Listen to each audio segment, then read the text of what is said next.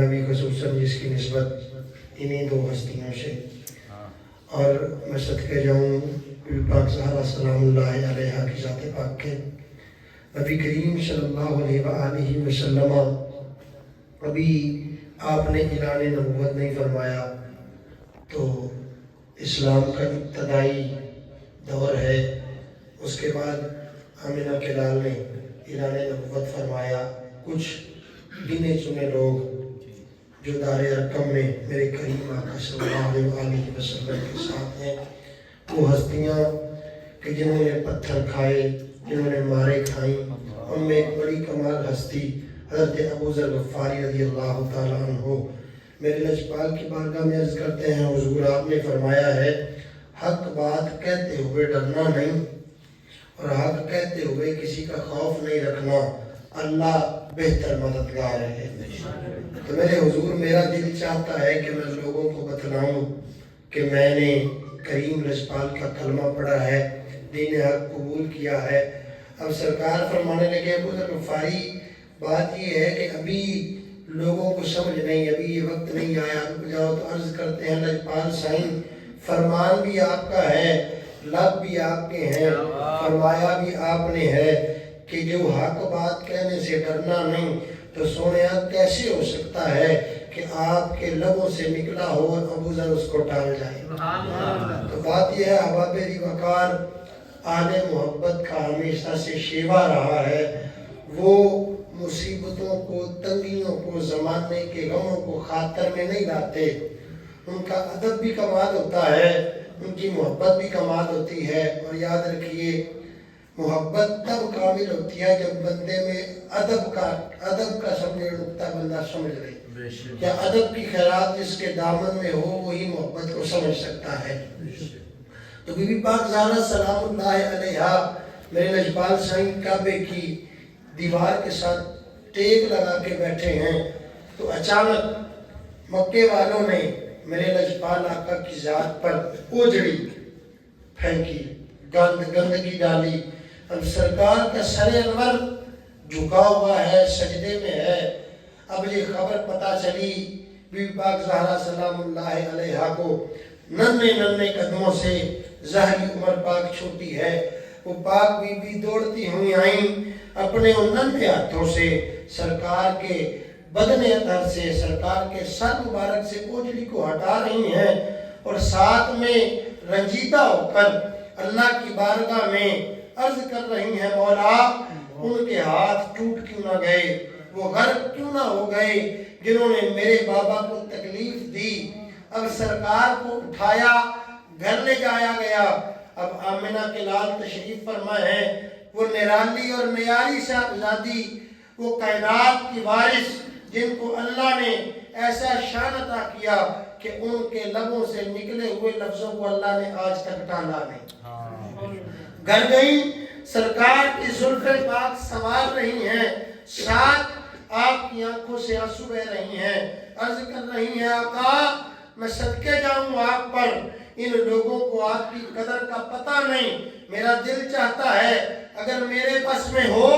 تو ان لوگوں کو تباہ و برباد کر دوں۔ جب یہ لفظ آپ کے لب مبارک سے نکلے، اللہ نے اپنے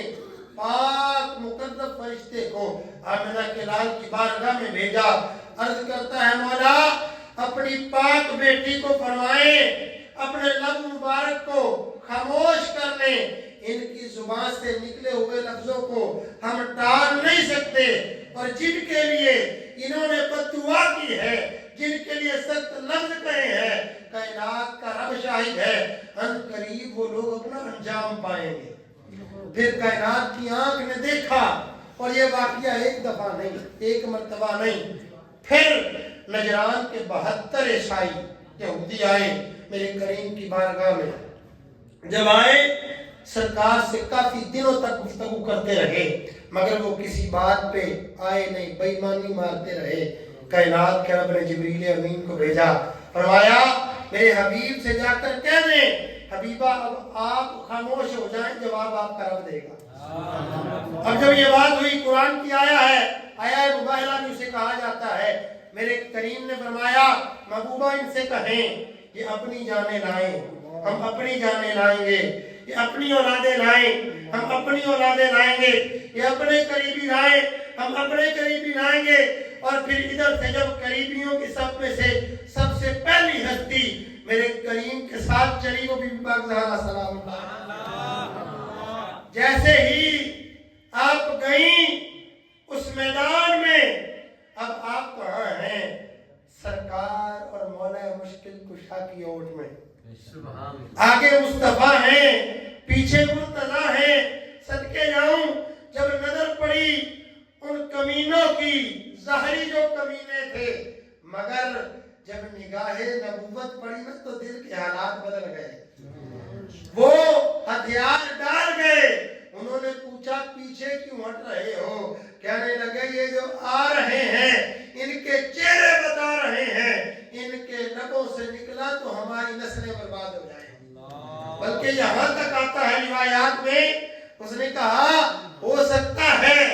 کہ روئے زمین پر یہودیت کا نشان باقی نہ رہے، ارے جن کے لبوں سے نکلے تو اللہ ٹالے نہیں، ان کا ادب بہت لازم ہے۔ ان کا نام لیتے ہوئے چاہے وہ نقیب ہو، چاہے وہ خطیب ہو، چاہے وہ پیر ہو، چاہے وہ غوث ہو، چاہے وہ کتب ہو، بڑے بڑے لوگ وہاں پر دم نہیں مارتے، کیونکہ وہ جانتے ہیں یہ ہستی بڑی اعلیٰ ہے، یہ وہ ہستی ہے کہ جن کو اگر بھوک لگے، جن کو اگر بھوک محسوس ہو اور سرکار عثمان غنی پاک کے پاس موجود ہوں تو میرے کریم پہلے لقمہ منہ میں نہیں ڈالتے، وہ لقمہ توڑ کر اوپر بوٹی رکھ کر فرماتے ہیں جاؤ میری بیٹی کی بارگاہ میں پیش کر کے۔ یہ وہ حبیب ہے جس نے اس قدر محبت اپنی صاحبزادی سے فرمائی ہے۔ اور بات کروں سیدہ صدیق اکبر کی، آپ نے اس گھر کی جس طرح لاج رکھی ہے، قسم خدا کی پتہ نہیں جن لوگوں پہ شاید اللہ نے انہیں پسند دلوں کو پسند ہی نہیں فرمایا کہ ان دلوں میں سرکار ابوبکر صدیق کی محبت نہیں ہے۔ آپ ہی وہ ہستی ہیں، اپنی صاحبزادی کے سامنے بیٹھے ہیں اور کیا فرما رہے ہیں؟ مولا مشکل کشا کا چہرہ دیکھ کر سوال کرتی ہیں اماں پاک کہ بابا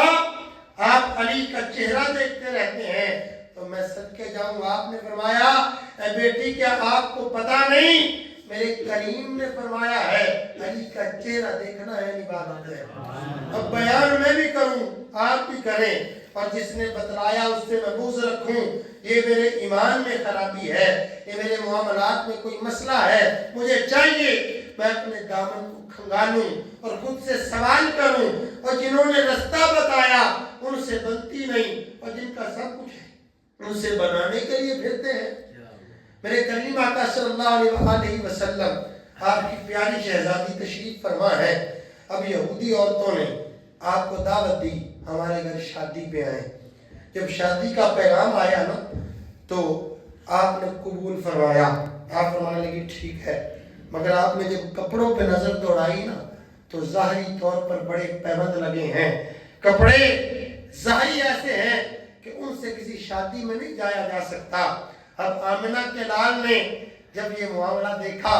آپ اس کی قدرت کاملہ کو بہتر جانتے ہیں، پھر اللہ کی پاک بندی بی بی پاک زہرا سلام اللہ علیہا آپ اندر کمرے میں تشریف لے گئیں، سجدے میں سر رکھا، عرض کی مولا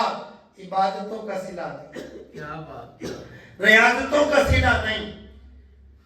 تیری بارگاہ میں جو کچھ پیش کیا اس کا صلہ نہیں، صرف تیرے حبیب کی عزت کی خاطر تیری یہ پاک بندی دعا کو ہے، میں اتنی سکت نہیں رکھتی کہ ان کے مقابلے میں کھڑی ہو سکوں، مولا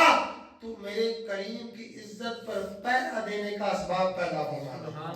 اب ادھر سے دعا مکمل ہوئی، آمنہ کے لال مسند سے اٹھے، یوں چادر اڑی ہے، آ کر دروازے پر دستک دی، دروازہ کھلا، میں قربان جاؤں بی بی پاک کے قدموں پر، میں صدقے جاؤں، میرے کریم فرماتے ہیں بیٹی اللہ سے کیا مانگ رہی تھی؟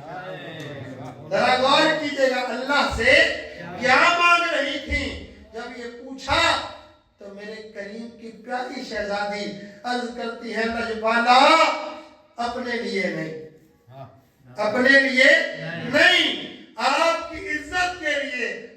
کر رہی تھی تو میرے کریم مسکرائے، سرکار مسکرائے، مسکرا کر فرماتے ہیں پھر اللہ کے انوار و تجلیات کو ہم نے برستے دیکھا ہے۔ پھر یوں چادر کی اوٹ سے ایک بڑا قیمتی جوڑا نکالا، فرمایا اے میری پاک بیٹی،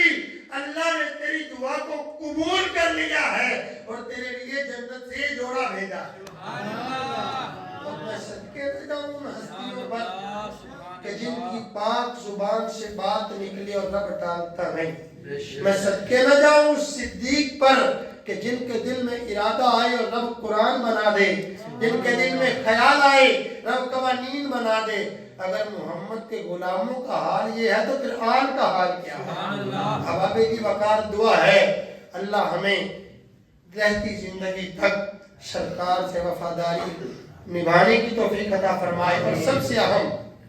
اب آپ برا نہ منائیے گا، محفل پہ آیا کریں، مگر مقصد یہ ہوتا ہے ہر مہینے کہ ہم ادب بھی سیکھیں۔ یہ چند منٹ کی حاضری ہوتی ہے، اس میں بادب ہو کر بیٹھا کریں، باوضو بھی ہوتے ہیں مگر بادب بھی ہوا کریں۔ صرف مقصد یہ نہیں ہے آپ آئیں اور ٹائم گزاری کر کے چلے جائیں، یہ مزہ نہیں ہے۔ سجنوں، ایک ہی بات ہے کہ جب ہر مہینے آتے ہیں تو کچھ نیا سیکھ کے جایا کریں۔ آپ کو بیٹھنے کا سلیقہ ہو، آپ کو گفتگو کرنے کا سلیقہ ہو، آپ کا کھڑے ہونے کا سلیقہ ہو، آپ کو یہ پتا ہو کہ جس بات کی محفل میں ہم جا رہے ہیں اس بارگاہ میں حاضر کیسے ہونا ہے۔ قسم خدا کی، غالب کو کسی نے کہا تھا کہ تو میرے کریم کی ثنا کیوں نہیں کرتا، تو آپ نے ایک ہی بات کہی تھی کہ ارے غالب ثنائے خواجہ گذشتہم، کہ ارے غالب کو یہ سلیقہ نہیں، غالب کو یہ سمجھ نہیں، غالب کو یہ پتہ نہیں کیسے ثنائے مصطفیٰ کرنی ہے۔ کہا تو پھر پتہ کسے ہے؟ کہنے لگے صرف جس نے بھیجا ہے اس رب کو بہتر پتہ ہے۔ تو بتائیں جس غالب کا قلم چلے، آج بڑے بڑے اعلیٰ لوگ اس کے قلم سے نکلی ہوئی اس سیاہی سے جو لفظ ہے پڑھ کر وجد طاری ہو جاتا ہے، مگر جب بارگاہ مصطفیٰ پاک کی بات آئے تو وہ لب نہیں ہلاتے، وہ قلم نہیں ہلاتے۔ تو صحیح کہا نا کہ چپ کر مہر علی اتھا جا نہیں بولن دی۔ اب کا دعا ہے اللہ توفیق عمل فرمائے۔ اعوذ باللہ من الشیطان الرجیم۔